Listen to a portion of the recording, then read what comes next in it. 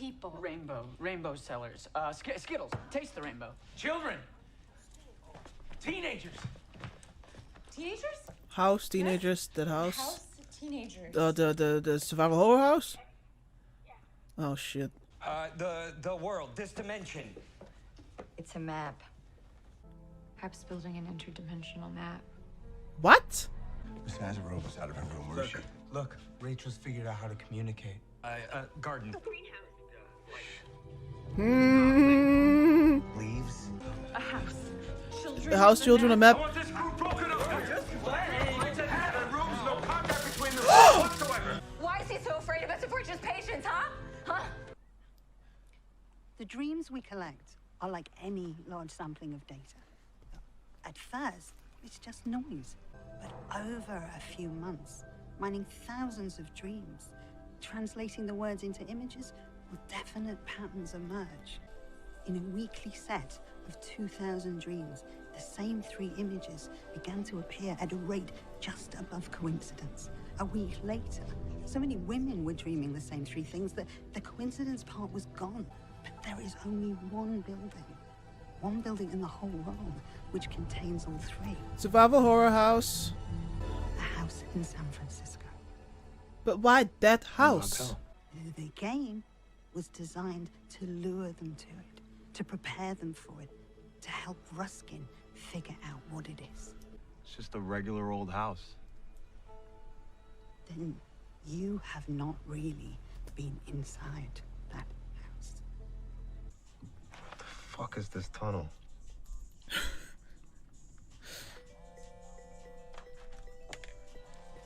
Like basically my mood watching this whole show is like, what the fuck's going on?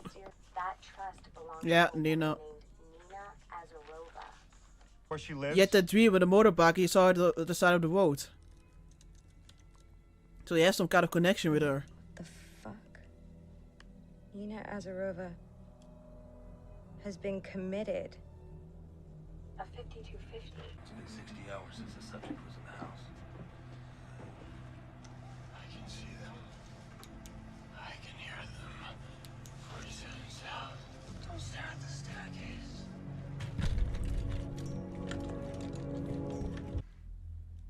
Yo! There's a seed inside every brain. Yo! Somehow, Oh, what the house awakens it. What the hell? What? What?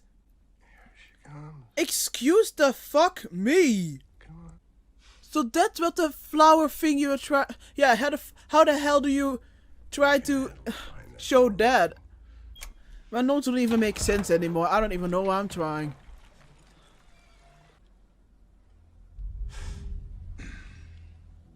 She was You disoriented. You deserved far worse. She's insisting on playing out the same drama. Water?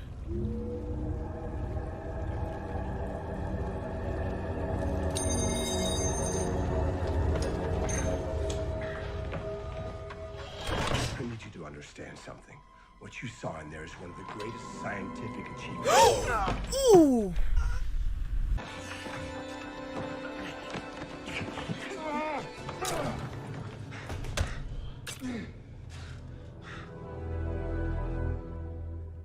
Rachel.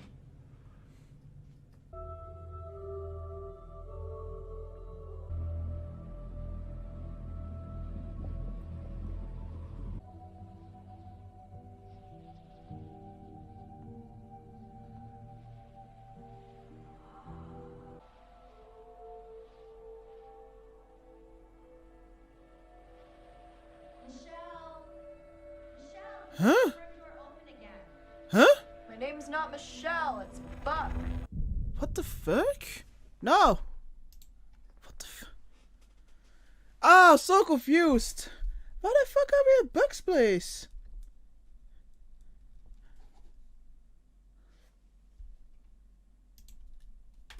Ah, how the heck do I even review this? Alright, so, very good episode. Like, I enjoyed it, but I'm also terrified and I'm also confused, so I guess nothing new. I don't even know. Like, I made notes, but I can barely read them. Like, mess. I don't even know where to start. Yeah, I guess, I mean, Hep is still a piece of garbage who is very, very convicted about his beliefs and what he is doing about the birth for science and what kind of scientific purpose this all has. He's busy with making like some interdimensional map and also kind of harvesting people who were in that house. It's in San Francisco, that specific house, the survival horror house. And when people were in that house and that guy was there for 60 hours, they said, then after that there's some kind of seed in their, I don't know, somewhere in their brain that wakes up and he can like pull that out and then it starts growing. Okay. Yeah, okay, alright. It also has this very creepy secret room, and he told Rachel that she shouldn't look at that she wouldn't be able to, she wouldn't be able to comprehend, or what she just wasn't allowed to see it. She just couldn't.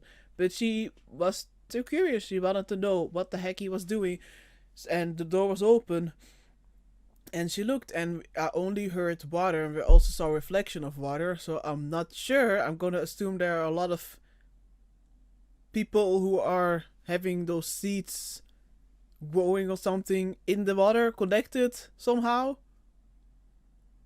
That's, I don't know. It has to be with some. It's something horrific anyway. Hep killed Rachel, and I was just staring in shock and wondering if she was gonna, come back. Because, need that experience and then come back, because, we were used to them being able to be brought back over and over and over again. But we got closer and closer into her eye, and we saw things like materializing. And at first I thought, maybe she's being brought back somehow. And then we saw this neighborhood, and I was wondering if it was a neighborhood we recognized from the first season, but I wasn't too sure. We go inside the house, and I see a lot of plants, but maybe that was nothing special, but I noticed a lot of plants. Then I see some things who were... there were also a lot of moving boxes now that I think of it. So, Buck, who just moved into the town, the door was also open. So the door was open, Buck's door was open, and Buck has just moved in. And I don't know, it's so like, if I remember correctly, in the first season, Perry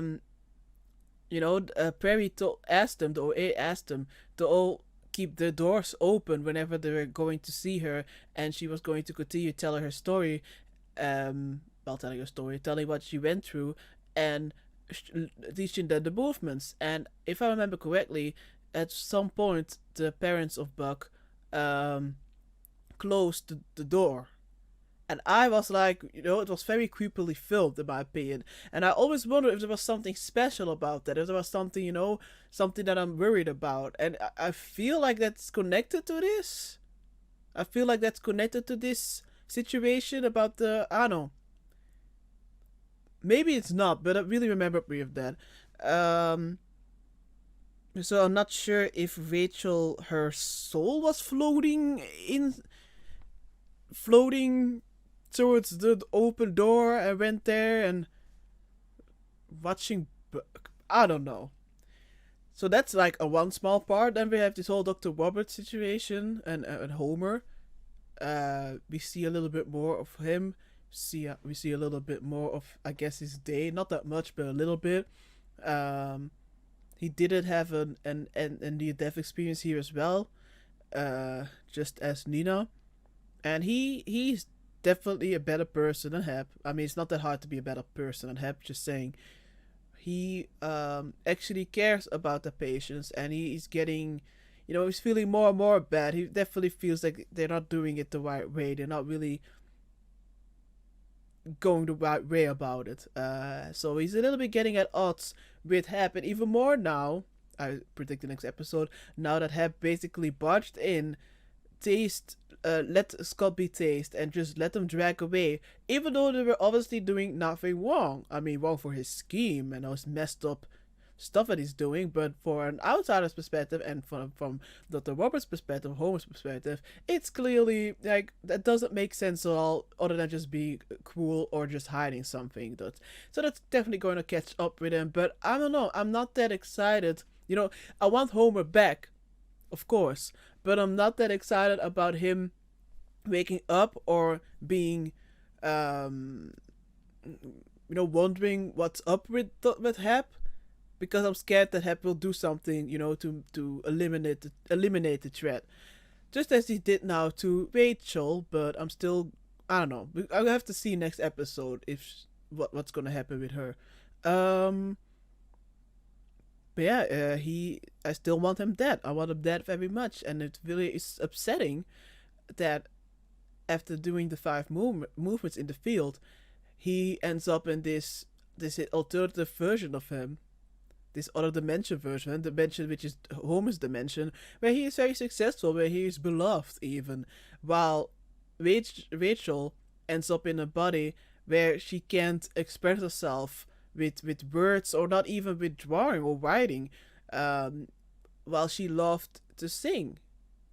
Singing was such a huge part for her, and now that's gone. Like, how the heck? There were a lot of heavy moments. A few, fortunately, did get a few, like barely, but a few lovely moments. As for example, Prairie and Scott and Rachel, their group hug. I don't know. But it's a hard show, this show. Once again, like I said, it's a very emotional show. I'm not sure if I said that much this episode because I was so, I guess, engrossed into it. A lot of times I didn't know what to say. I was just like, a big focus on the number 5 once again. I probably missed a lot of things. I'm assuming there are even more things there were, 5 of.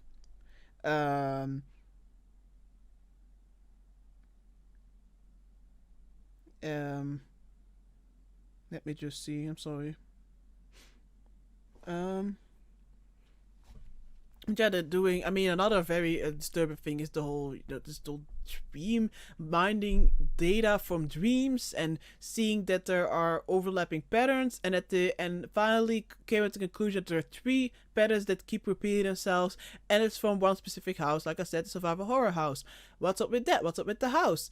The doc Rhodes said to, and I'm sorry if I forgot his name. Was it Karim, I believe, that he wasn't really in the house because he was like, I didn't really see anything special to say in my way. And she was like, then you weren't really in the house. So is the house somehow, like, I don't know, shifting dimensions? Like, the one time you're in that house, you're in dimension this, and the other time you're in the house in dimension that. Because they were saying that the guy wasn't, the guy who spent 60 hours there, as I said, we didn't saw him walk in. And Karim himself was like, how, like, he jumped out of the window. Where was he? Because was he in another dimension? Was the house in another dimension? But at the same time, it's invisible to Karim and the others who were in the house. And then just before he jumped, the reality shifted in the house. Or he shifted from the one dimension from the house into the same dimension as Karim is in. This house is some kind of dimension hotspot. I don't know how it works. Like, is it whenever you open the door, you're in a different dimension? Or does it trigger with certain people? Do you have to be, maybe you have to be in a certain mindset, and that's why they have that game. You have to be, it has to lure them to the house. It has to bring them in a certain mindset. And then when you're with that mindset in the house, then this reality of dimension shift happens. And then, I don't know. I'm just throwing all my thoughts out there. We'll see what sticks. Well, it's very disturbing, the dream mining, you know, mining data from people, their dreams, and that it wasn't a moral boundary for Rhodes, you know, that she wanted out. No, it was, but she said something about it's one thing if someone from the waking world enters the dream world, but it's not supposed to be that someone from the dream world enters the waking world. That was very eerie. And also what Karim said about his past, did I understand that correctly? Did he really admit that when he was working for the FBA undercover, that he actually teached the people he was, you know, I guess doing investigation to make bombs, and then when they did the bombs, he arrested them? Maybe I didn't understand that part correctly, but like, holy shit. That's definitely a moral boundary that has been crossed. I'm sorry if I'm slow. I'm just reading my very messy notes, so I don't want to miss too much. Yeah, and then the whole thing, like I said, I mean, Karim is this some kind of connection to Prairie. Does he know her from, maybe there's a dimension where he knows her as well? That's why he sees her. And I mean, we're all in the I mean, the dream thing is a very big theme. I didn't even think about that. Like, he was of course dreaming. It was his dream where he saw Prairie at the side of the road, and we're seeing that people through dreams are somehow, I guess, also kind of traveling, because they're seeing the same house. They're seeing, I don't even know. I don't even know. It's so. Oh my god! Wait. Don't have to make Homer, and that whole thing with the crawl space. When Homer, I mean, I did last episode. I recognized the clinic. You know, it was the same clinic as Homer. You know, told to others about his NDE, and that he swallowed this fish, and he was trying to escape. There was also this alarm blaring. So, but we are in that dimension, okay.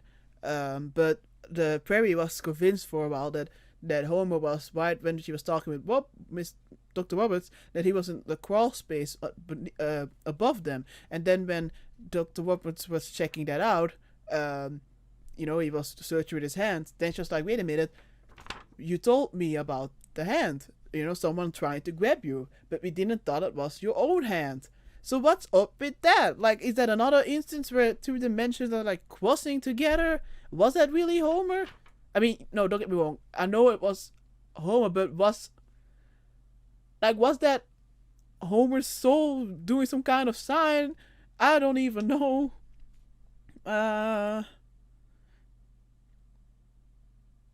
Also interesting that what was Dr. Rhodes was saying about with the whole conversation with the drone, that when the drone that she learned flying as the crow, you know, when the drone was flying as the crow, and the crow doesn't attack it, so it took her a long while, but when she finally was able to let the drone fly that way, just as the crow were flying, then they weren't attacking it anymore. So what's up with that? Like a simulation? Like, it's probably not even that hard, but it somehow flew over my head. But I did wrote it down. I did thought that was interesting. But yeah, there are a lot of things I'm not even sure. I've tried to make notes, but yeah, there's so much.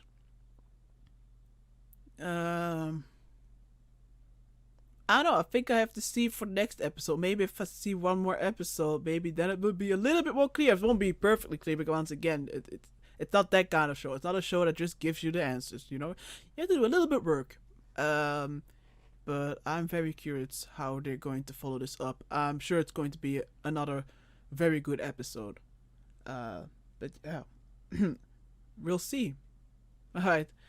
Thanks so much for watching. Bye.